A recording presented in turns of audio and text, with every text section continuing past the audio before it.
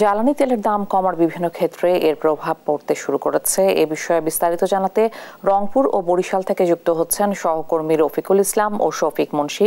প্রথমে চলে যাচ্ছি রংপুরে। রফিক, তেলের দাম কমায় কি ধরনের প্রভাব পড়েছে?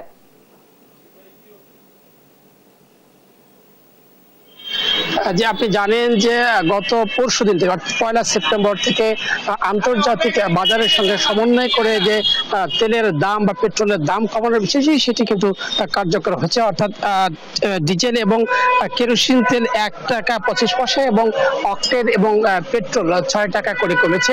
তো এই যে তেলের দাম যে কমানোর বিষয়টি, এই বিষয়টিতে বিশেষ করে যারা বাইকার রয়েছেন তারা কিন্তু সন্তুষ্টি প্রকাশ করেছেন। আমরা খোঁজ নিয়ে জেনেছি যে রংপুর জেলায় অর্থাৎ রাষ্ট্রীয় জ্বালানি যে তেল বিপণী প্রতিষ্ঠান রয়েছেন মেঘনা, পদ্মা ও যমুনা, এই পেট্রোলিয়াম আওতায় রংপুর, গাইবান্ধা, কুড়িগ্রাম ও লালমনিরহাটে 152টি ফিলিং স্টেশন রয়েছে। এর মধ্যে রংপুরে রয়েছে 25টি। 4 জেলায় প্রতি মাসে পেট্রোলের চাহিদা হচ্ছে 25,50,000 ও অক্টেন 4,40,000 পেট্রোলের প্রয়োজন। আমরা এই যে রংপুরের যে 85টি রয়েছে পেট্রোল পাম্প, আমরা বিভিন্ন জনের সঙ্গে কথা বলেছি। সেখানে কিন্তু পেট্রোলের কোনো চাহিদা সেই চাহিদা অনুযায়ী কিন্তু তারা পাচ্ছে, আমরা এমনটি জেনেছি। একই সঙ্গে আরেকটু যদি বলে রাখি, যেহেতু ডিজেল এবং কেরোসিনের দাম মাত্র 1 টাকা 25 পয়সা কমেছে, এ কারণে কিন্তু পরিবহনের যে বিষয়টি সেটি কিন্তু খুব একটা প্রভাব পড়েনি। অর্থাৎ ভাড়ার যে বিষয়টি রয়েছে, পরিবহন ভাড়া রয়েছে দূরপাল্লা, আন্তঃজেলা এবং লোকালি যে বাসগুলো চলে, সেই বাসগুলো যে পরিবহন যে ভাড়া, সেই ভাড়ায় কোনো একটা হেরফের হয়নি, অর্থাৎ কোনো একটা প্রভাব পড়েনি। আমরা যারা বাইকার রয়েছেন, পরিবহনের সঙ্গে সংশ্লিষ্ট যারা রয়েছেন, আমরা তাদের সঙ্গে কথা বলবার চেষ্টা করেছি। তো এই যে পরিবহনের যে বিষয়টি, সেটিতে তারা কিন্তু খুব একটি কিন্তু সন্তুষ্টি প্রকাশ না করলেও যারা এই পেট্রোল মোটর বাইক যারা রয়েছেন, বাইকার রয়েছেন, তারা কিন্তু সন্তুষ্টি প্রকাশ করেছেন। তারা বলেছেন যে অন্তত এই যে তেলের দাম, পেট্রোল এবং অক্টেনের যে দামটা, সেটি কিন্তু 100 নিচে আসলে তারা আরো খুশি, বা তারা এমনটা কিন্তু দাবি তুলেছে। তো আমরা এখন যেতে চাই বরিশালের শফিক মুন্সির কাছে, সেখানে তার কাছে জানবো সেখানে কি পরিস্থিতি। শফিক মুন্সি, আপনি আমাকে নিশ্চয়ই শুনতে পাচ্ছেন, কি পরিস্থিতি সেখানে?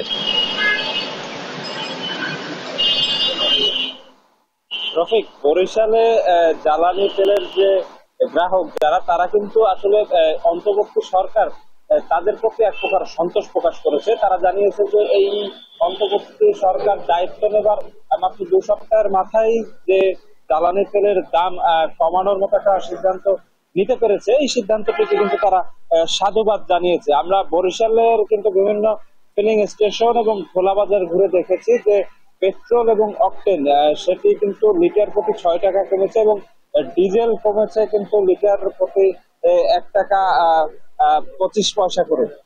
এবং এই যে জ্বালানি তেলের দাম কমার জন্য পরিবহন সেক্টরে কিন্তু পরিবহন খাতের যে ব্যয়, সেটি কিন্তু অনেকটা কমে আসবে বলে আমাদেরকে জানিয়েছে অনেকে। আমি একজন তেলের গ্রাহকের সাথে আসলে কথা বলার চেষ্টা করব যে এই যে তেলের দাম কমানো হলো, এটা আসলে কতটা ইতিবাচক এই সরকারের পদক্ষেপ বলে আপনি মনে করেন? অবশ্যই সরকারের একটা ইতিবাচক আপনার পদক্ষেপ। এটার জন্য আমরা যারা বাইক চালাই তাদের জন্য আপনার শাস্তি।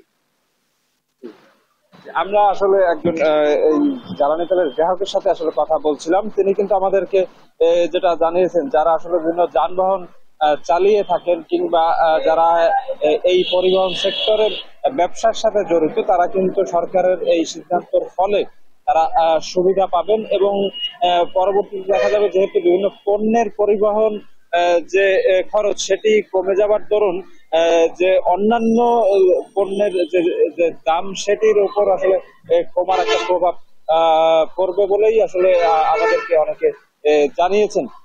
বরিশালের আমরা মোটামুটি ফিলিং স্টেশন এবং খোলা বাজারে যেন নতুন ধার্যকৃত যে মূল্য সেটিতে বিক্রি হয়, সে ব্যাপারে কিন্তু প্রশাসনও পদক্ষেপ নিচ্ছে, অভিযান চালাচ্ছে। তো এই ছিল আমার কাছে বরিশাল থেকে জ্বালানি তেলের যে সাশ্রয়, সে ব্যাপারে সর্বশেষ তথ্য।